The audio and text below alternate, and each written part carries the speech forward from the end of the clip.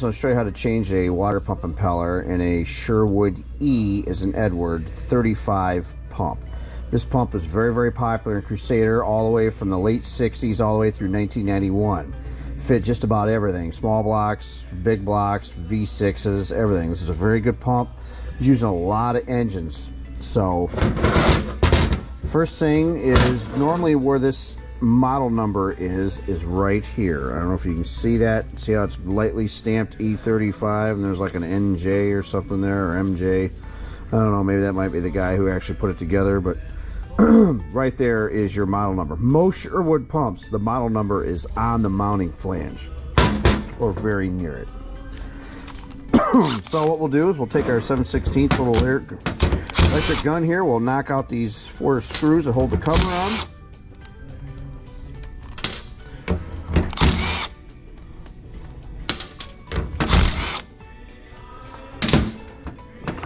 Alright, so I pop the cover off.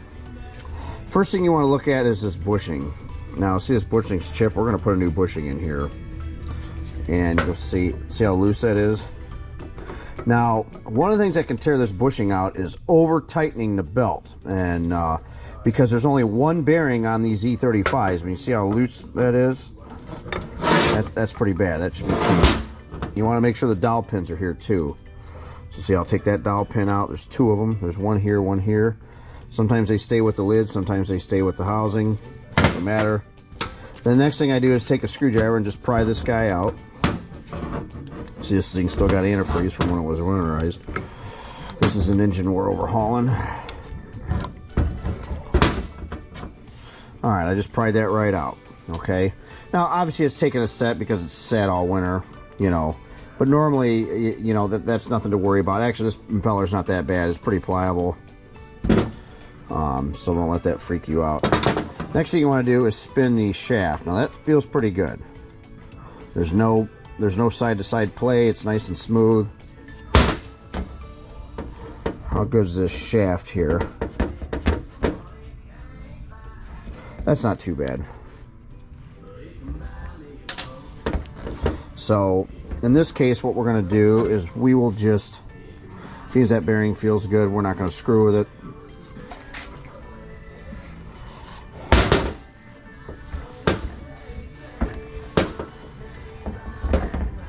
We'll wash this up and fix that up. Now, this bushing, this is a carbon bushing, okay? So what we're going to do is we're going to chisel this bushing out. It's a part number 6333 in Sherwood. So I'll grab a chisel here. This is something you really want to check on these pumps because that bushing makes that thing ride crooked and you don't want that. I found a hammer and a chisel. We're just going to chisel this guy out. Be very careful because this is brass.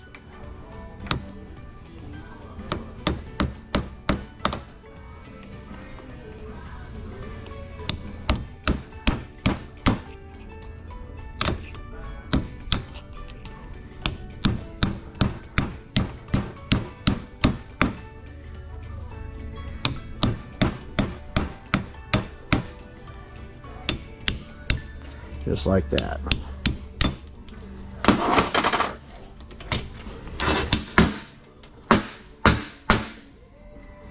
All right, we got it out of there. Gotta make sure, see I put a little nick in there, so we're gonna clean that up. Because nicks will screw up that beautiful bushing we're about to put in. So, it's carbon. You can ruin these bushings very easy. And you don't want to hammer them in. You want to use a press. At least in my opinion.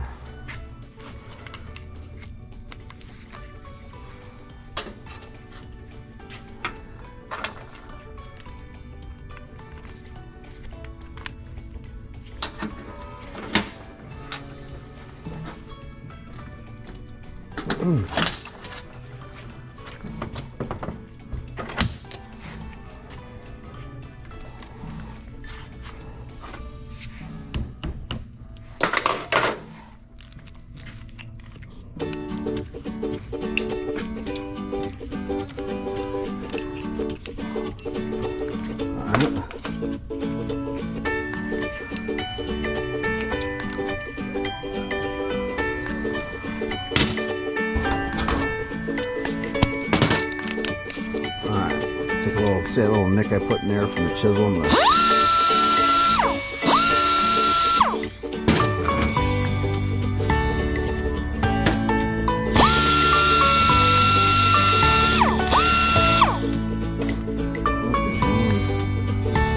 That looks good. Alright. Now there's a couple little grooves in here. That's not horrible. Let's try this little, you know, I'm going to resurface this a little bit.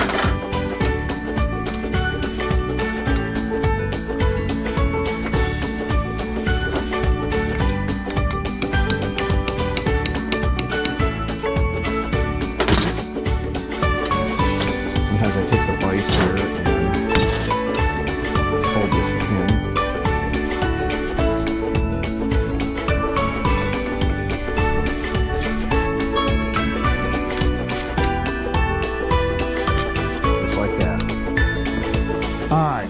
So when I come back, I'm going to wash this pump up. When I come back, I'm going to show you how we're going to surface this piece right here, at least get it a little more cleaned up, replace that bushing, and put an impeller in. Alright, we got our water pump all cleaned up out of the jet wash. Like I said, that shaft doesn't feel that horrible.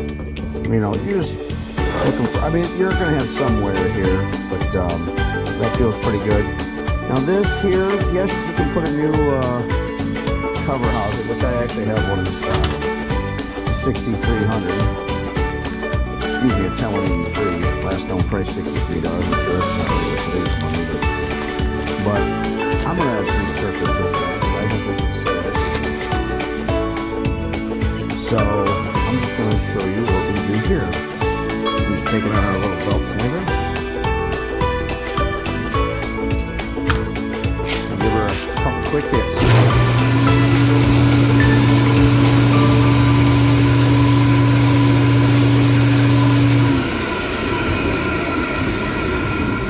I'll do one more hit.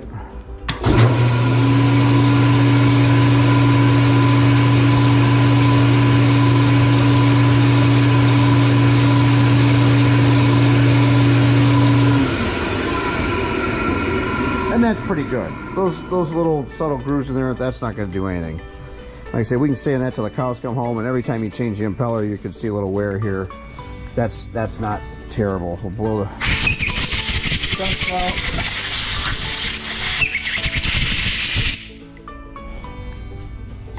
All right, so that's really good. Okay, now 6333. These are these carbon bushings. All right, you see this thing is very light. Well, you can't tell it's light, but it's a carbon bushing. They're very easy to damage on assembly. All right, so what I like to do, yes, you could probably put them in with a hammer, but man, if you're striking it with a punch or some type of driver, you could really crush this in a hurry. So first step is lube. All right, we'll put a little lube on her. If I get the lube can that works, it's got some lube in it. There you go. All right. All right, I'll lube this guy up here. Now what I like to do is do this on my little press, and I like this to push right on it. We'll go. This is another Full Metal Jacket Go Easy and Lettered moment. All right, hands off here. Adjust the camera so you can see this. All right, so let's go ahead and see if we can make her happen.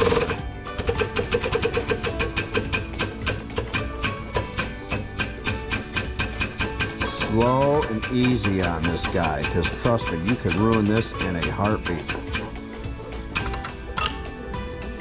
And that is really good. See, we didn't chip it, we didn't scratch it, we didn't crack it. I find the best way is to put that in with a press. That's just me. Obviously, we're lucky we've got all the right tools here. That helps. All right, next thing is let's test fit it on our shaft. Oh, see, a lot better. Not bad. Not bad at all. And that's why it's carbon, because water's in here all the time. So, all right, we tested our shaft. It's nice. Like I say, this pump wasn't leaking. The bearing feels nice and quiet. This E35 takes a 10615 or equivalent impeller from Sherwood. We like to use Sherwood here. We put Sherwood for Sherwood, Jabsco for Jabsco, Merc for Merc, or Sierra for those. But all right. Now this is, they give you a smorgasbord of gaskets here. This is the correct gasket for this. Some of the Chrysler pumps take this O-ring. This here is for a crank drive pump. This is for Chrysler too. That's for an old Sherwood pump there, like a gray marine. So we'll check our key. And you know what? Our key has some abnormal wear. See? That's kind of, I don't know if this is going to show up good. It is very, it's got a groove in it. So that's a part number 4432. We have that in stock as well. So, actually this is a bag of them too. I'll open up this bag. Now these are stainless keys, so you don't want to go to the hardware store and put a steel key in here, because, especially if you're in the salt, because if you do that, you'll never get it out of that shaft. So I make sure you get a stainless key, or this 4432,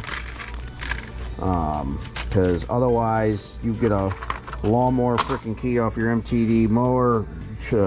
That'll rot, and that's game over.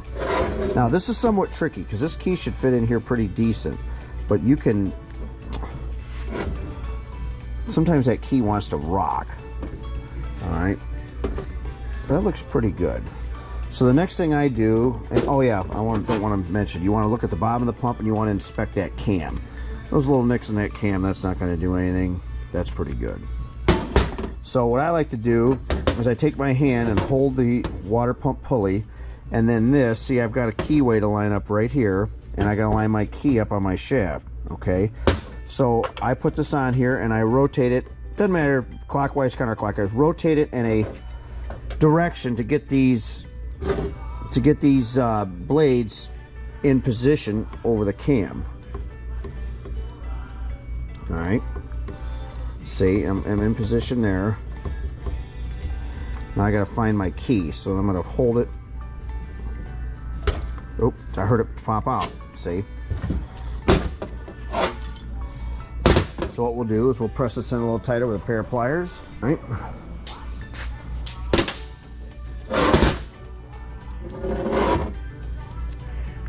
And a lot of other Sherwood pumps are very similar, and other water pumps are similar to this, you know.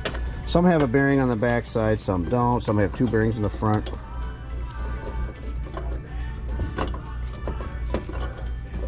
But I'm actually glad that happened to me like that, because that is common for that key to slip out. So we will, that looks pretty good there, see. All right, let's try round two here. All right, I felt it go in. All right, I know it's locked in because it turns either direction. Now, there's a lot of myths, in my opinion, about what to do next. Do you put lube in here? Do you angle it the right way? I say you do none of that. If you're going to put lube in here, who cares? I mean, when you shut the boat off and it sits all weekend, what do you think's happening? There is nothing in here anyway, or very little. Or what happens when you start up first thing in the spring, you know? So if it's winterized and you're in a northern climate. So it does not matter which way you leave this, okay? No matter if your engine is a right-hand rotation or a left-hand rotation engine. So if you're a right-hand engine, you're going to go this way. If you're a left-hand engine or automotive rotation, you're going to go this way. You will see here that the blades do not care. See, look, I'm going this way. See how they go right the way that you're turning? And I can go the other way and nobody gets killed. It's no big deal. Okay, so that's good. Next step is the gasket. We'll put our dowel pin in here. Like I say, I put all grease in that. I think it's crazy. You know, people use it, that's fine. I don't use it on anything here because it's going right in the water. It's going to start sucking water anyway. What do you think happens to all that grease when the water pump starts running everywhere? Every time you start the boat, it's not going to be there, trust me. So don't spend a lot of time worrying about grease and all that other stuff, because it doesn't matter. All right, I'm going to drive this pin in.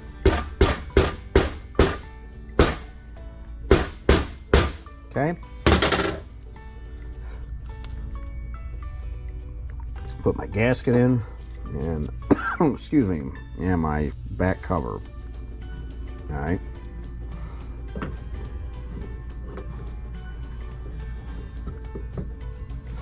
I'll probably put up that pin.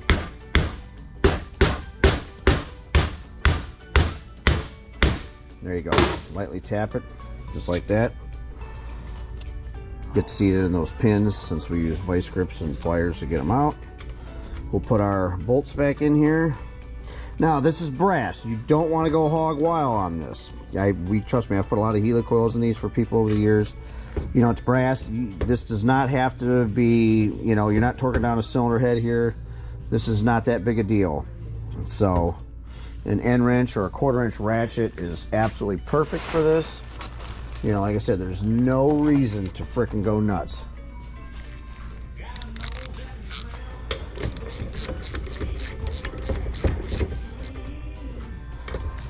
All right, lock her down.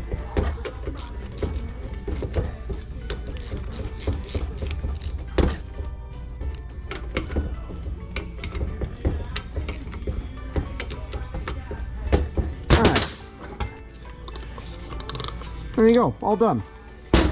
Some other tech here, you see how these fittings are different heights? The intake is right here on a left-hand or automotive rotation engine.